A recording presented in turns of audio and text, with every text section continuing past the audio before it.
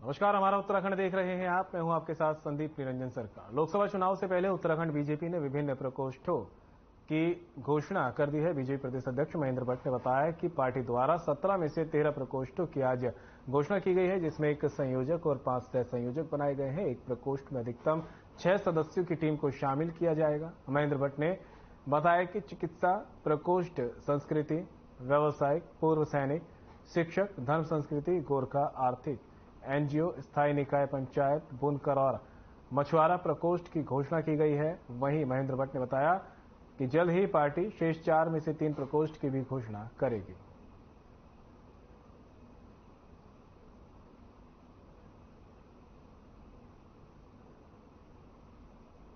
सत्रह में से 13 प्रकोष्ठों की हमने आज विधिवत घोषणा की है, जिसमें एक संयोजक और 5 सह संयोजक पूरे प्रांत स्तर पर होंगे और प्रकोष्ठ में हमारे 6 लोगों की अधिकतम टीम रहेगी। कुछ जगह हमने अभी 4 ही किए हैं, कहीं 1-2 नाम अभी घोषित किए हैं सह संयोजक के नाते, लेकिन संयोजक हमारे 13 के 13 प्रकोष्ठ के घोषित हो चुके हैं। इनमें चिकित्सा प्रकोष्ठ है, सांस्कृतिक प्रकोष्ठ है, व्यवसायिक प्रकोष्ठ है, पूर्व सैनिक प्रकोष्ठ है, शिक्षक प्रकोष्ठ है, धर्म संस्कृति प्रकोष्ठ है, गोरखा प्रकोष्ठ है, आर्थिक प्रकोष्ठ है, एनजीओ प्रकोष्ठ है, स्थायी निकाय प्रकोष्ठ है, पंचायत प्रकोष्ठ है, बुनकर प्रकोष्ठ है, मछुआरा प्रकोष्ठ है। और 3 प्रकोष्ठ जो हम बहुत जल्दी घोषित करेंगे, उसे विकलांग प्रकोष्ठ। कांग्रेस के पूर्व अध्यक्ष राहुल गांधी के उत्तराखंड दौरे के बाद से सियासी पारा गर्मा गया है। राहुल का बाबा केदारनाथ धाम यात्रा को लेकर बीजेपी ने कटाक्ष किया है।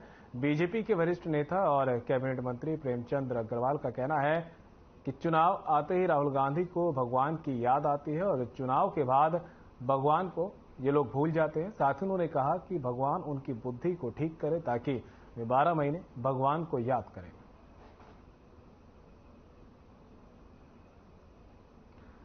देहरादून से आपको खबर बता रहे हैं, जहां पर मंत्री प्रेमचंद अग्रवाल का बयान सामने आया है। एक तरफ जहां राहुल गांधी के दौरे के बाद अब सियासत तेज हो गई है, तो वहीं दूसरी तरफ अब बीजेपी के तमाम मंत्री और नेता राहुल गांधी और कांग्रेस पर आरोप लगा रहे हैं कि जब भी चुनाव आते हैं तो ये लोग धर्म कार्ड खेलना शुरू कर देते हैं। अगर ये सही में धर्म और आस्था रखते हैं तो 12 महीने इनको मंदिर में जाना चाहिए। नहीं, राहुल गांधी जी का एक स्पष्ट मतलब हमारा मानना है कि राहुल गांधी जी को जब चुनाव होता है तब भगवान याद आता है। तो आज उन्हें भगवान भी सिर्फ इसलिए याद है कि चुनाव है वहाँ पे, क्योंकि उनको आप देखिए कभी किसी मंदिर में आज से पहले नहीं देखा होगा। चुनाव आए तो उन्हें मंदिर दिखता है, चुनाव आए तो उन्हें गरीब दिखता है, चुनाव आए तो उन्हें ट्रक ड्राइवर दिखता है। 70 साल से वो राज कर रहे थे, कभी इनके परिवार ने कभी ट्रक में बैठ के सवारी की हो तो बताइए, किसी रिक्शा वाले से बात की तो बताइए। चुनाव आता है उन्हें रिक्शा वाला भी याद आता है और ट्रक वाला भी याद आता है और भगवान भी याद आता है। चलिए इसी बहाने सही हम तो कहते हैं भगवान ऐसे इनके बुद्धि को ठीक करे कि ये 12 महीने भगवान का नाम है, हम तो यही प्रार्थना।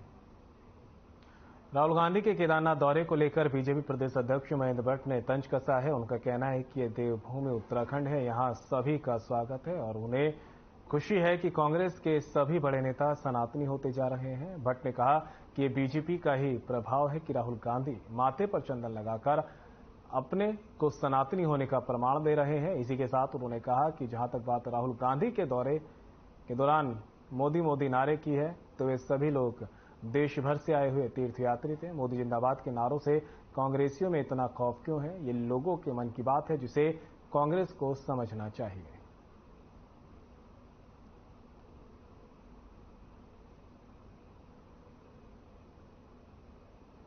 पहली बात तो बहुत स्पष्ट कर देता हूं कि मोदी जनता के जनमानस से जुड़े हुए व्यक्ति हृदय में वास करते हैं और केदारनाथ का भव्य स्वरूप जो भी व्यक्ति देखता है उसे मोदी जी याद आते हैं। मोदी जी के जयकारे के नारे दिल से निकलने वाले नारे। फिर भी कांग्रेस को लगता है तो कांग्रेस उसमें वीडियो है, चेहरे हैं, तो कांग्रेस को मुकदमा दायर करना चाहिए। मोदी के नाम से इतनी घबराहट किस बात की है? मोदी जिंदाबाद के नारे लगाने वालों को कांग्रेस से इतनी डरी भी क्यों है? अच्छा हो कि दिल से निकली हुई बात का संज्ञान ले कांग्रेस के लोग और समझें कि उत्तराखंड में मोदी जी के प्रति लोगों के अंदर कितना स्नेह है।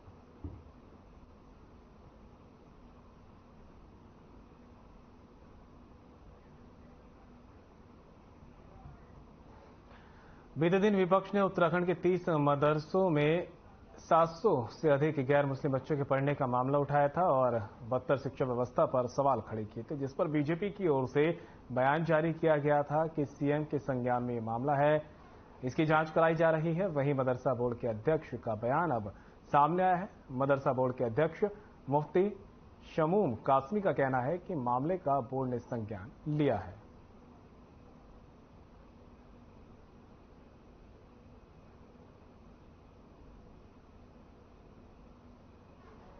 नहीं, ये भी हो सकता है कि उसका भी हमने संज्ञान लिया है, मगर अभी तक जो हमारे सामने जो रिपोर्टें आई हैं वो पॉजिटिव हैं, सकारात्मक हैं। ऐसी कोई चीज अभी हमें नहीं मिली है। और अगर कुछ मदरसों में ऐसा हो सकता है कि कोई अपनी तादाद बढ़ाने के लिए या उन्हें उस बच्चों की तादाद ज्यादा बढ़ने से चंदा मिलता हो या उन्हें डोनेशन मिलता हो, ऐसा हो सकता है, वो भी हम उसका भी संज्ञान लेंगे।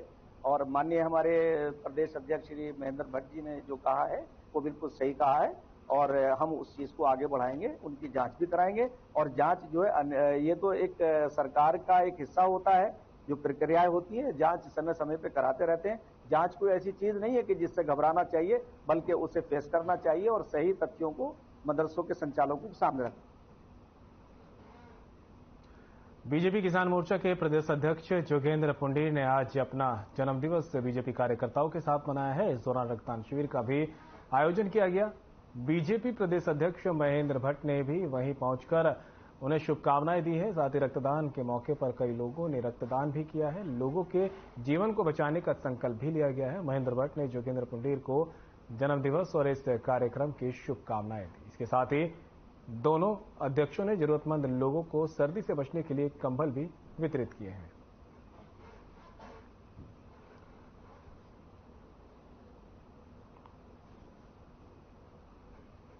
किसान मोर्चे प्रदेश अध्यक्ष हैं और बहुत सामाजिक कार्यकर्ता हैं। इनका क्षेत्र में अपने एक स्थान है, कृषक हैं और बड़ी संख्या में जो इनका समाज के बीच में इनकी जो पहचान है, जो इनके द्वारा सामाजिक क्षेत्र में काम किया जाए, तो सराहना होती है। आज वो 53वें वर्ष में प्रवेश में रक्तदान का शिविर है और रक्तदान करके जहाँ अनेकों ऐसे लोग जिनको जीवन बचाने के लिए खून की आवश्यकता है, ये बहुत बड़ा एक कंसेप्ट, एक विचार उनके द्वारा हुआ है।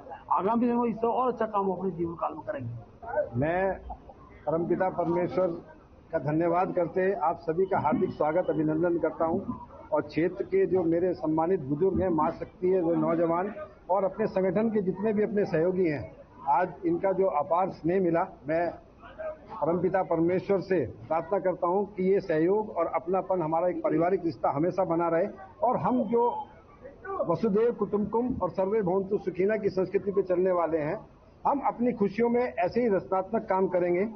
तो मैं समझता हूं कि जो हमारी एक भारत श्रेष्ठ भारत, युवा भारत, सुदृढ़ भारत और विश्व गुरु भारत की जो परिकल्पना है वो तभी सार्थक होगी।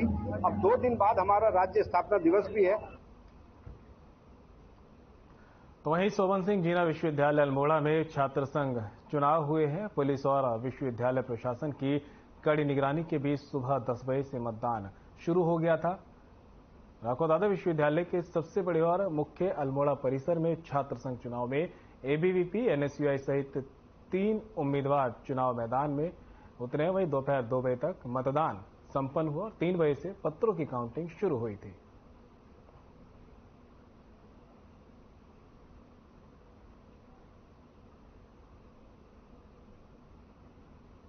छात्र संघ चुनाव है, उसमें भी जो भी समस्याएं आ रही है उसके लिए हमने थानाध्यक्ष से सुना है कि क्या क्या जहां जहां पर भी विवाद होने की संभावना है, जो वोटिंग की यहाँ पे जो वोटिंग होने का यहाँ पे वोटिंग होना है, वहां पे अगर कुछ ऐसा दोनों पार्टियों के बीच में संघर्ष की संभावना, तो वहां पे हमने सुना क्या क्या समस्या है, अगर अधिक डिप्लॉयमेंट की आवश्यकता होगी तो वहां पर करेंगे।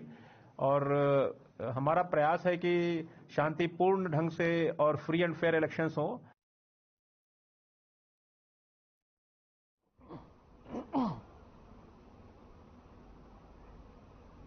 देहरादून से एक हैरान कर देने वाला मामला सामने आया है। दरअसल कैंट कोतवाली में एक महिला ने अपनी पालतू बिल्ली के साथ पशु क्रूरता का मामला दर्ज करवाया। दर्ज एफआईआर में महिला ने बताया कि जब वे किसी काम से बाहर गई हुई थी तब उनके यहाँ रह रहे एक किराएदार ने उनकी पालतू बिल्ली के साथ अप्राकृतिक दुष्कर्म किया। इस संबंध में पुलिस ने मामला दर्ज कर लिया है और तहकीकात चालू कर दी है।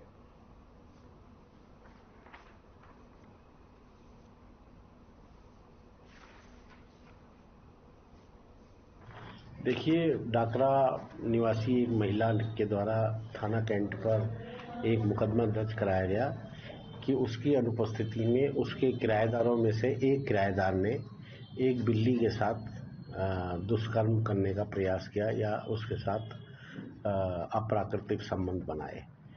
इस संबंध में 3/11 पशु क्रूरता अधिनियम में थाना कैंट में मुकदमा लिख दिया है और उस लड़के को पकड़ लिया है। तो आगे की तो उसके खिलाफ चार्जशीट लगेगी, मेडिकल करा दिया गया है, बयान हो रहे हैं। बाकी तो जो भी इन्वेस्टिगेशन का प्रोसीजर है उस हिसाब से तफ्तीश होगी।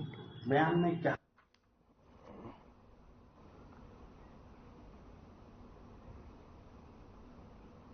बदलते मौसम और त्योहारों के समय थोड़ी सी भी लापरवाही कई तरह की समस्याओं का कारण बन सकती है। जिन्हें डायबिटीज, कोलेस्ट्रॉल, अस्थमा तथा सांस से संबंधित समस्या है, उन्हें इस दौरान अपनी सेहत का विशेष ध्यान रखना चाहिए। अक्सर लोग दीपावली की तैयारी में इतने व्यस्त हो जाते हैं कि अपने स्वास्थ्य पर ध्यान देना तक वे लोग भूल जाते हैं, जिसको लेकर देश के प्रसिद्ध कार्डियो, थोरेसिक और vascular surgeon doctor Rahul Chandola का कहना है कि सर्दियों में हमें अपने शरीर का खास ध्यान रखना चाहिए, क्योंकि इन दिनों हृदय संबंधित रोगियों को ज्यादा दिक्कत होती है। इसके लिए सभी अपने दिनचर्या में योग को जरूरी समय दें, प्राणायाम, व्यायाम करें। खासकर अस्थमा तथा जिन्हें सांस से संबंधित समस्या है, वही दिवाली की तैयारी करते समय साफ सफाई के दौरान धूल की एलर्जी या पटाखों के धुएं से हानि पहुंच सकती है, इसलिए प्राणायाम अवश्य करें।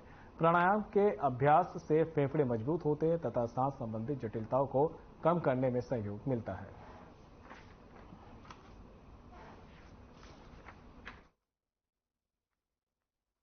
देखिए, ये सर्दियों का मौसम आ रहा है, तो इस समय जो है हार्ट अटैक की दर बहुत ज़्यादा बढ़ जाती है।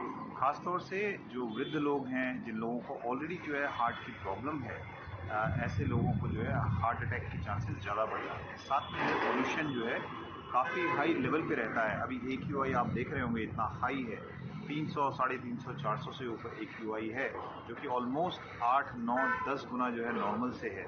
तो ऐसी सिचुएशन में फेफड़े भी बहुत जो है इफेक्ट होते हैं और फेफड़ों की बहुत सारी बीमारियां जैसे COPD, एस्थमा, ये सारी प्रॉब्लम्स जो है फेफड़ों की जो है ज़्यादा होने के चांसेस हैं। और इसीलिए जो है सभी को, हर व्यक्ति को जो है अपने हार्ट और फेफड़ों के बारे में जागरूक रहना है, समझना है कि क्या सिम्टम्स हैं हार्ट और फेफड़ों की बीमारियों के, और अगर कोई प्रॉब्लम होती है तो उसका तुरंत जो है परामर्श लेना है चिकित्सक से। देखिए, दिवाली का समय आ रहा है, सर्दियां आ रही हैं, साथ में जो है थोड़ा सा जो है धुएं की वजह से जो है पटाखों के धुओं की वजह से थोड़ा सा जो है परेशानी होने के चांसेस रहते हैं। जलाएं, पटाखे जरूर जलाएं सावधानी से। साथ में जो है जो पटाखों से धुआं निकलता है उससे जो है स्मोक, उससे जो है थोड़ा सा बचकर रहें। अगर पटाखे जलाने हैं तो ऐसे पटाखे जिनसे जो है बहुत ज़्यादा धुआं ना हो, तो ये कोशिश करनी चाहिए। अपने आप को जो है सेफ रखना ज़रूरी है दिवाली पे। और हमारी जो है बहुत बहुत शुभकामनाएं उत्तराखंड के सभी जो है निवासियों को। अपने हृदय और फेफड़े, जो हमारा स्पेशलाइजेशन है हम उसके बारे में बोल सकते हैं, उनका खास तौर से ध्यान रखें। दीपावली के नजदीक आते देख खाद्य सुरक्षा और औषध प्रशासन उत्तराखंड ने जिले भर में मिलावट के खिलाफ अभियान तेज कर दिया है। वहीं हल्द्वानी खाद्य सुरक्षा अधिकारी कैलाश टमटा ने बताया कि खाद्य पदार्थों की गुणवत्ता सुनिश्चित किए जाने के निर्देश दिए जाने के बाद से ही हल्द्वानी समेत पूरे जिले में मिलावट की संभावना को देखते हुए सभी खाद्य प्रतिष्ठानों और शहर की सीमाओं पर गाड़ियों को चेक किया जा रहा है। वहीं कालाडूंगी के पास हल्द्वानी को आने जाने वाली गाड़ियों की चेकिंग की जा रही है। चेकिंग के दौरान हल्द्वानी लाया जा रहा अवैध मावा और अन्य खाद्य सामग्री को पकड़ा भी गया है। पकड़ी गई सामग्री के कोई बिल प्राप्त नहीं हुए हैं।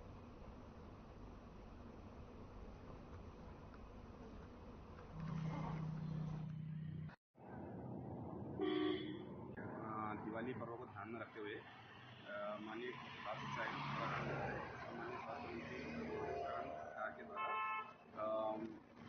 सख्त निर्देश दिए गए हैं कि दीपावली त्यौहार के मद्देनजर संपूर्ण त्यौहार के पर इसमें खाद्य पदार्थों की निरंतर छापामार चेकिंग के माध्यम से नमूने संग्रह किए जा रहे हैं।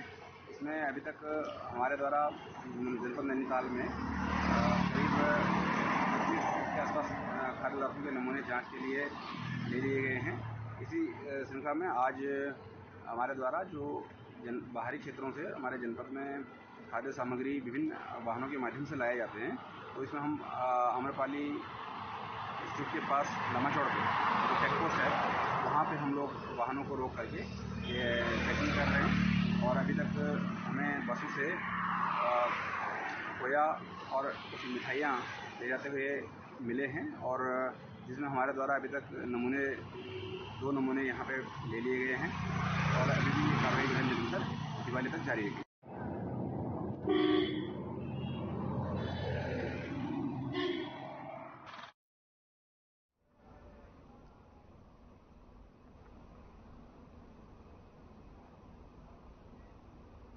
त्योहारी सीजन को देखते हुए खाद्य सुरक्षा विभाग की टीम लगातार छापेमारी अभियान चला रही है। वहीं आज रुड़की शहर की कई दुकानों में छापेमारी अभियान चलाया गया है और दुकानों से मिठाइयों के सैंपल भी लिए गए हैं, जिससे दुकानदारों में हड़कंप मच गया है। वहीं खाद्य सुरक्षा अधिकारी ने कहा कि उच्च अधिकारियों के दिशा निर्देश पर शहर और देहात क्षेत्रों में लगातार कार्रवाई चल रही है।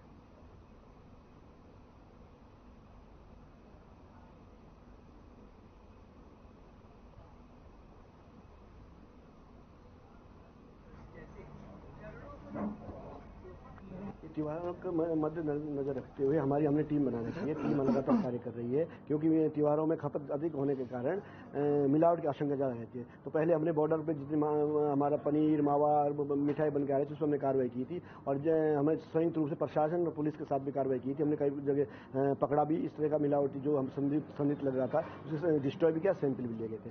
और उसके बाद आज हम शहर में भी कार्रवाई कर रहे हैं। शहर में जो हम दुकानों में जो मिठाई आजकल सज रही है, उसको हम ये देखना चाहते हैं कि इसमें मैन्युफैक्चरिंग डेट, एक्सपायरी डेट लिखी है कि नहीं लिखी है।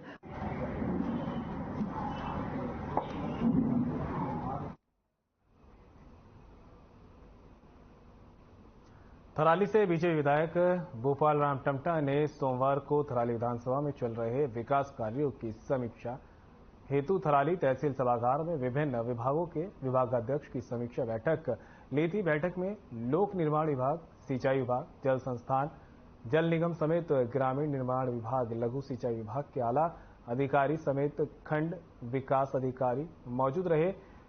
बैठक में विधायक ने थराली विधानसभा में विभागवार चल रहे विकास कार्यों की समीक्षा करने के साथ ही थराली मोटर पुल का विकल्प तलाशने और मुख्य बाजार में लगने वाले जाम से निजात दिलाने के लिए बाईपास का विकल्प ढूंढने के निर्देश लोक निर्माण विभाग को दिए हैं। इसके साथ ही लोक निर्माण विभाग को विधानसभा में खस्ताहाल सड़कों को सुधारने के साथ ही लंबित सड़कों को शासन स्तर से जल्द फाइनल कराने के निर्देश भी दिए गए।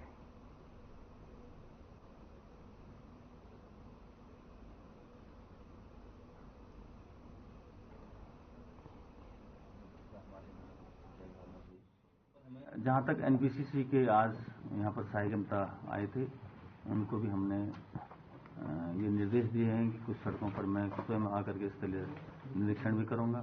कुछ सड़कों पर इनके द्वारा कुछ एस्टिमेट इनके द्वारा सबमिट किए गए हैं, उसकी भी मैंने जानकारी दी है। और मैं ये चाहूँगा कि मैं अगली बार जब देहरादून जाऊँगा तो निश्चित रूप से मुख्यमंत्री से इन बिंदुओं पर चर्चा करूँगा। पीएमजीएसवाई की भी कुछ सड़कें क्षतिग्रस्त हुई हैं, उन सड़कों पर भी कुछ आपदा मात्रा के द्वारा एस्टिमेट जिलाधिकारी को भेजे गए हैं। चीफ का दौरा लगता था तब दोनों चीफ हुआ करते थे।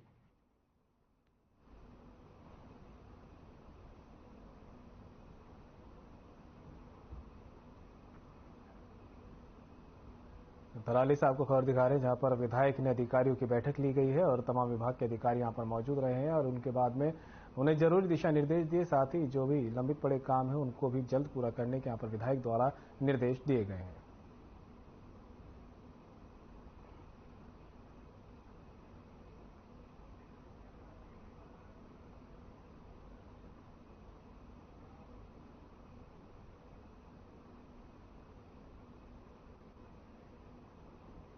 राज्य गठन के बाद से उत्तराखंड में सबसे ज्यादा क्या बढ़ा?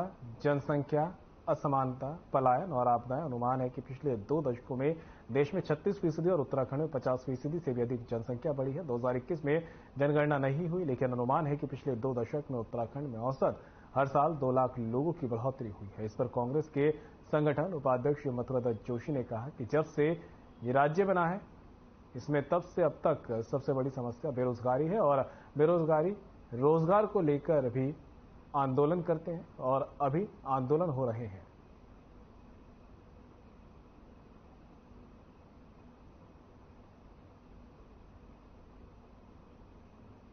ये जो मैं कह रहा हूँ, ये भी शब्द हमारे लिए किसी ने देखिए, जिन मुद्दों से लेकर ये राज्य आंदोलन चला था और राज्य का निर्माण हुआ था, सबसे बड़ी बात थी बेरोजगारी। रोजगार को लेकर आंदोलन हुआ था, उसमें हम कोई भी टारगेट अचीव नहीं कर पाए। आज भी इस प्रदेश में बेरोजगारों के ऊपर लाठीचार्ज हो रहा है।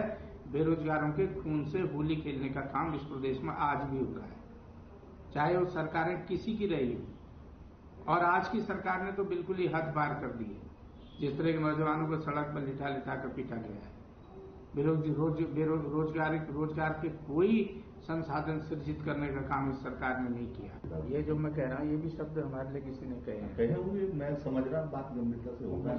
मुझे नहीं, तो आपसे कह रहा हूँ, तो ऐसा ये लोग। पुलिस अधीक्षक जनपद उधम सिंह नगर की तरफ से जनपद के समस्त थाना प्रभारियों को जनपद में वीआईपी प्रोग्राम के तहत बॉर्डर एरिया में सघन चेकिंग अभियान चलाकर संदिग्ध लोगों के विरुद्ध प्रभावी कार्रवाई करने के निर्देश दिए गए थे। जिस क्रम में पुलिस अधीक्षक और क्षेत्राधिकारी के निर्देशन में गठित टीम द्वारा बॉर्डर पर सघन चेकिंग अभियान चलाया गया। इस दौरान आ रहे 2 संदिग्ध व्यक्तियों ने पुलिस टीम को चेकिंग करता देखकर अपनी यहां से बाइक वापस मोड़कर भागने की कोशिश की थी और जिन्हें पुलिस टीम ने बॉर्डर पर बने चेक पोस्ट के पास ही घेर कर पकड़ लिया है, जहां तलाशी में आरोपी के पास से कुल 240 ग्राम अवैध स्मैक बरामद हुई।